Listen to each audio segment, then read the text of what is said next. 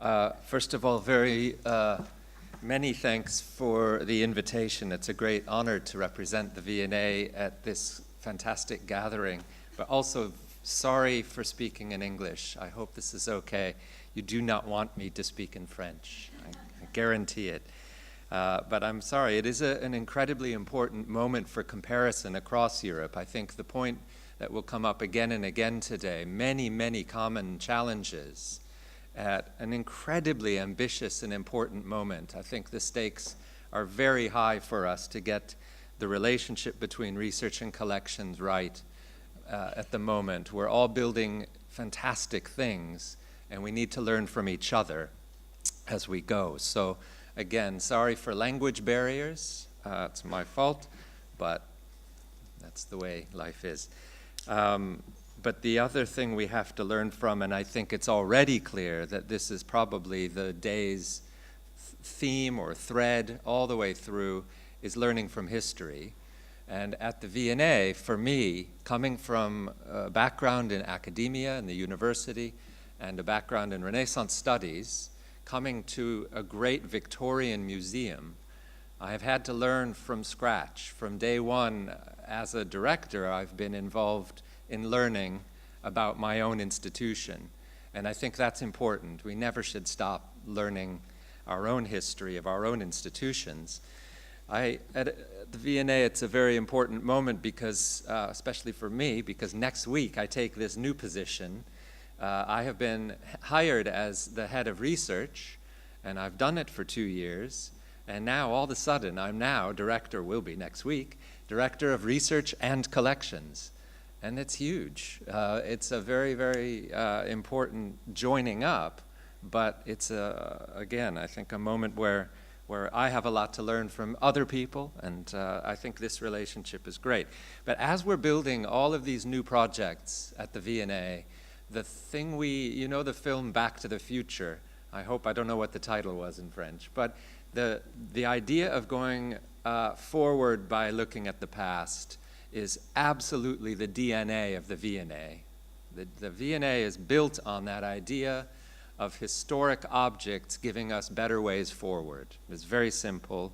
It was founded, as I hope you know, in the middle of the 19th century in the wake of the Great Exhibition, really the First World's Fair, 1851, fantastic bringing together of objects from all over the world to show how design and manufacture could be improved. It really was a cross between a World's Fair and a trade expo. It was about improving the way Britain, which felt it was falling behind, particularly in relation to France, but also Germany, could improve itself. And the way the museum was built was very much about giving free access, it's always been free, to exemplary objects, exemplary collections as a way of advancing knowledge, so education, cultivating taste, and also, above all, really, making the designed world better. And the core principle, which came very much from Prince Albert and from his German influences, was integrating art, science, and industry. So that's the core principle, I'd say, in many ways, of the Victoria and Albert Museum. The second thing to say about it, which I think is very important, especially in the British context, is the way in which these museums were part of a bigger neighborhood. And the neighborhood in South Kensington was almost immediately known as Albertopolis. And that's Prince Albert, of course, as the moving force behind what became about 100 institutions of culture and education. And there are a lot of royal institutions, Royal College of Art and Royal College of Music, Royal College of Science, all of those, Royal Albert Hall up the road, India Museum, Patent Museum, an enormous range of institutions, all working together in this common way. So Albertopolis is the origin. The second thing we've been discovering as we go back to the future, as we go back to our origins in the light of these new opportunities we have, is what we call progressive museology. We have at the V&A a history of things that it pioneered, which we're learning about. So we're studying our own history thinking about what we did in 1850, in 1950, now, that has brought new types of access and new types of knowledge. The first one with the V&A, very important, first museum to have artificial lighting, evening opening hours, and a cafe. You came in the front door, you had food, and then you went to a lecture, or you saw objects.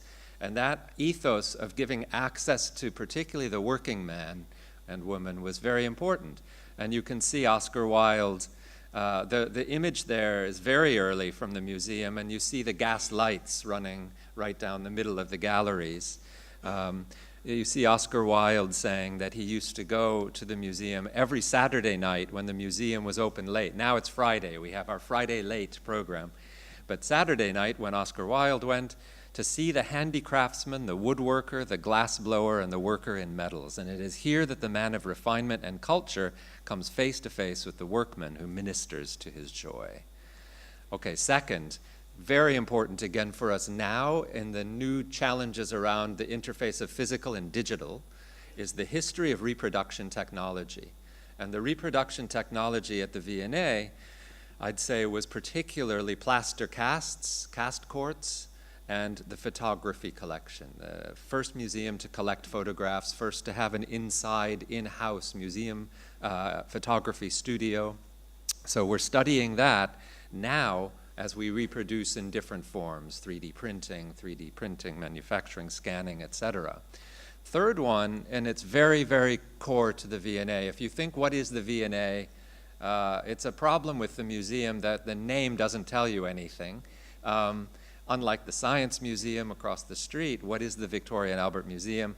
Well, really, it's art, design, and performance, but we're very, very focused on making, on the history of how things are made and on craftsmanship. And so we have this very long tradition of showing making in the galleries. And finally, and this is much more recent, the integration of storage, conservation, and study. And in 2013, we opened in Blythe House, which I'll say something about in a minute, our off-site storage facility, a center for all of our textile collections and fashion collections to be stored, conserved, and studied in seminar rooms. So that was our history.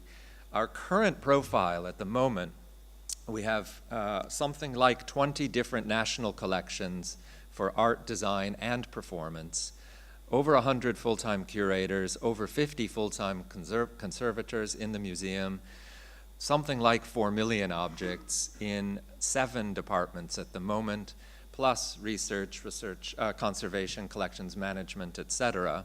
So our collecting departments, interestingly, are Word and Image, which includes the National Art Library and the archives, sculpture, metalwork, ceramics, and glass, furniture, textiles, and fashion, Asia, theater and performance, childhood, and design, architecture, and digital. It's an extraordinary range. So one of the big challenges is being coherent when you have such a range of subjects. The study facilities in the museum, within South Kensington, within our museum, primarily the National Art Library, which is the National Library for the study of art, but also the National Library for the art of the book, for the book arts. We also have prints and drawings there. Off-site, about 15 minutes in Blythe House in Olympia in West London, we have our own institutional archives, which are incredibly rich. We have archives of art and design, which is the history of companies that give us their archives or that we acquire, design archives. We have the Theater and Performance Library and Archive and the Textile Collection, as I said. Finally, we have one very remote off-site storage facility called Dean Hill Park with deep storage. So research in the museum has been focused in a research department. And we were the first UK museum to have a research department, and it's home to the oldest postgraduate program, MA and PhD, in the history of design and material culture. The department has historically been devoted, up until now, to 4 areas. Postgraduate teaching. So a lot of our budget, a lot of our working operation budget comes from student fees for MA and PhD programs. So that's built into the museum and has been since the early 80s, since 1982. So that's one, we're building those partnerships, but that's a core. Second is exchange programs for our staff and our students, especially with other museums, and we're always open to talking to others where we have things to learn from each other about how to exchange that for short-term or for longer-term exchanges. So we have lots of those. Third, our exhibition program is served by a sort of research and development, R&D, by bringing people into research, working on exhibitions, and finally a lot of grant applications, a lot of projects. Now, the next 5 years, 6 years, 7 years are seeing a really big transformation of the V&A. At the moment, we're finishing about 15 years of work on the South Kensington building. All of our galleries have been renovated. We've just opened Europe 1600 to 1815, our last big gallery set, just in time for Britain to possibly leave the EU, so perfect timing.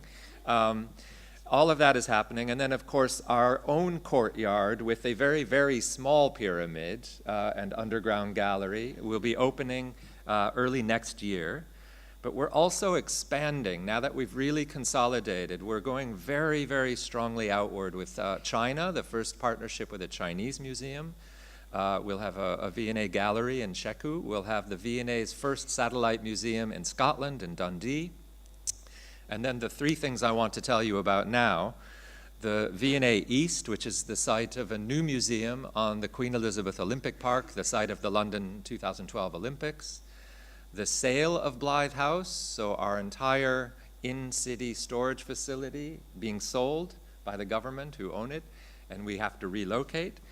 And then finally, the site that I'm responsible for and the project I'm responsible for, the creation of a research institute to help us to do those things well and to give people a focused agenda for study. So first, very quickly, the Olympic Park project is now creating what the mayor, Boris Johnson, himself calls Olympicopolis. It's the new Albertopolis in the east of London, and it's very much modeled on that 1850s Albertopolis, a new set of universities and cultural partners building an entire new neighborhood, really, of culture.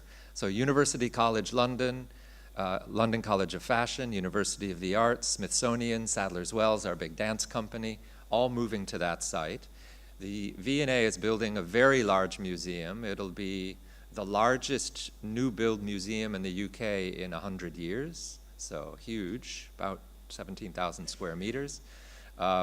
Very big opportunity for us to do different things, particularly integrating access, study, and display, but also allowing us to put makers and designers at the heart of the museum.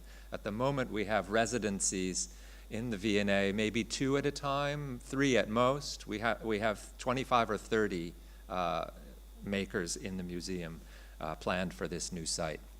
Second, about 10 to 15 minutes walk south of the Olympic Park. If I had a, can you see? Yeah, okay, so here's the Olympic Park. This is the part where the V&A will be building a new museum. And if you go down the river to here, to this place here, there's a film studio called 3 Mills. And I know I'm being filmed. I know I've got an audience. Please, this is not yet official, and it may not happen. So take it all with some confidence. Fingers crossed, if it happens, we will be able to move everything that is not on display, everything, to one place and make it fully publicly accessible. And the nice thing about this is that we can bring people from the museum to the collections facility, and we can bring collections to the museum and not have to store them and use up all of our precious space with storage. And so it'll be a very agile, very fluid relationship between a new museum and a new storage facility, which is very exciting. But it's a huge project, absolutely enormous project, and very, very exciting one for us. Finally, the project that I've been developing to help us, as I say, both to do those 5 6, 7 years of work well, and also to allow for better integration of research and collections is VARI, V-A-R-I, V&A Research Institute. We had an approach from the Andrew Mellon Foundation in New York to pilot, to try something out in 2014. And we did about 18 months of work on a pilot project where we explored models. We talked to partners, we talked to friends, we tried to get a sense of what other people were doing, and we tried to think, especially, again, back to the future, back to our own collection, what does the V&A need to do here? What is it that the Research Institute based in our institution needs to do? So one is, first and foremost, it has to be grounded in the collections. It has to be driven by our collections. That's one. Some research institutes have a very distant relationship from the physical objects, from the physical collections, and I think we want to embed it very, very closely. Second is we want it to be more outward-facing. Research in the V&A, very, very highly thought of, very active, but very much behind the scenes. Not something the public can participate in very much. What we call back of house. I don't know if you have the same phrase. And we want it to be outward-facing. And the third is we need to do it with other institutions and other people. We cannot do this alone. And so those are the three basic principles of VARI. We want to give better access to our objects and to host the expertise that we bring in and that we have ourselves. And in particular, synergies that at the moment are very difficult between professionals within the museum, university academics, practitioners, and the public. And so those are the kinds of synergies that we are very similar to what Françoise was describing. So finally, the bottom line, literally, we were given a good-sized grant to start for the next 5 years on building this program from the Andrew Mellon Foundation. We have a 5-year grant for $2.5 million to develop the grant.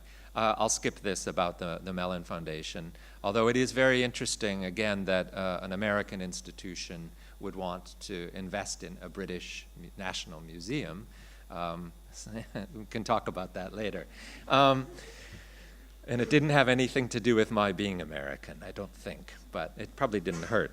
Okay, so the model that we're developing in the V&A, the vice president of the Mellon Foundation, Mariette Westerman, was very sharp in saying, you're building a three-legged stool. You have three components. We were building a triangle and a pyramid, and we showed her various shapes, and she said, no, it's a three-legged stool. Keep it simple.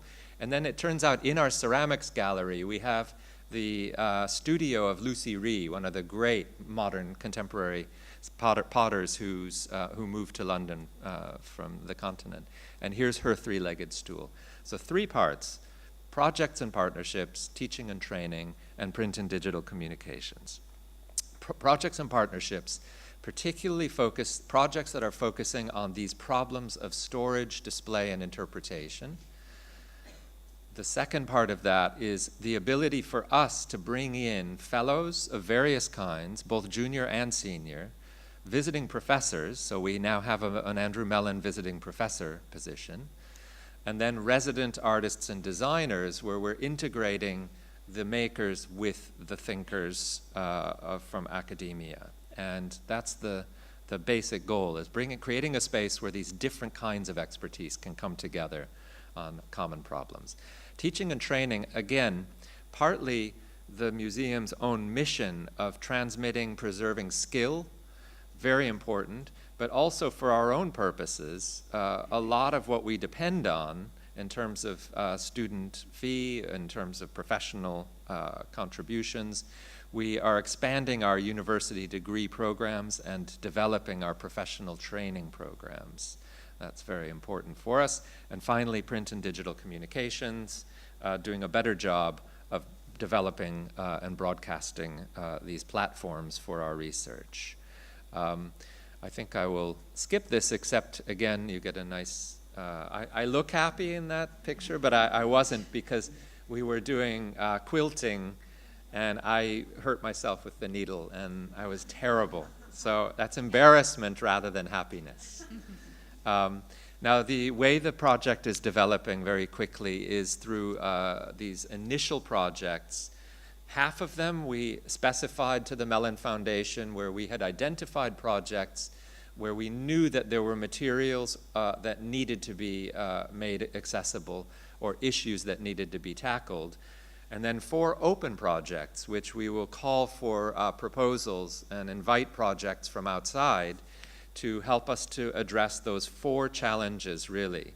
The collections access and display. Again, the idea that we're building from scratch very quickly a new facility.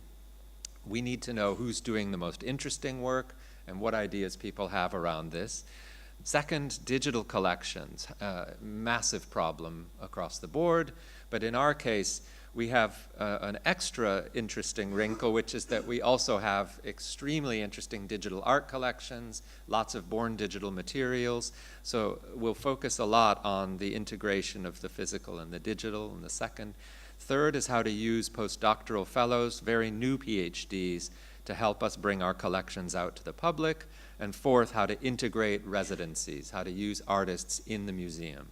But the 4 at the beginning that we'll start over the next couple of years are, we have the world's first set of silk designs from a Huguenot refugee, James Lehman, 1705 to 15, extraordinary album of silk designs for almost 20 years now, sitting in our conservation lab, taken apart, not available. And what we're going to do is put it together and make a freely available facsimile, but also add to it all kinds of additional teaching materials, archival materials, materials about how it relates between design and manufacture. So we were also able, just in the last 2 months, to acquire the only surviving piece of silk made directly from one of those designs. So now we have the textile as well as the design. Fantastic. Cabinet of Curiosities, everybody uses the phrase now, everybody. Contemporary artists especially, but what is its afterlife? What really is its legacy aside from putting a bunch of miscellaneous things in a box? You know, what does that mean for museology now? As we build a new museum, are we building a cabinet of curiosities or a Victorian taxonomy or what? So that's the second. Third, we have the authorial archive of Charles Dickens at the V&A. Nobody knows this. Probably in the English-speaking world, the most important author archive. And nobody knows, which is a little silly. So I'm an English professor by training, so I'm very excited about this. We'll be putting Dickens's handwritten manuscripts online and doing our first attempt at crowdsourced transcription and crowdsourced engagement with those. And then finally, a 5-year program of bringing together experts with embodied knowledge of various kinds to share the work they do together and reflect on that. So that's called Encounters on the Shop Floor. Almost done. Last thing. And the last thing that I think Vari is creating for us is a way to build in these partnerships that take us beyond the museum and its priorities. And so we now have a series of new partnerships. The first one is with the Kunsthistorisches Institute in Florence, the Max Planck funded, and we're doing a 5-year program on boxes and vessels and containers across culture called The Art of Containment. And then the second one is we have a new partnership with the Venice Biennale, which will be to curate a pavilion of applied arts every Biennale, which we will start this May, and we will also do a summer school with them as part of the Biennale College program. So the second very exciting new partnership. Third one is Icon-Serica. Icon Class, of course, in the Netherlands is the great iconographic cataloging scheme, but it does not work very well for non-European art. So we have our Asia department working on a new scheme with the Getty to create, and with Chinese partners, to create a Chinese icon class, in effect. So that's a third one. And finally, the EU, again, knock on wood, if we're still a member after June 23rd, we will be part of the STARTS program, which is Science, Technology, and the Arts, and we are joining forces with some European partners for that. So that's the overview. I hope it's useful. It makes me tired already. but excited. And thank you again for inviting me very much.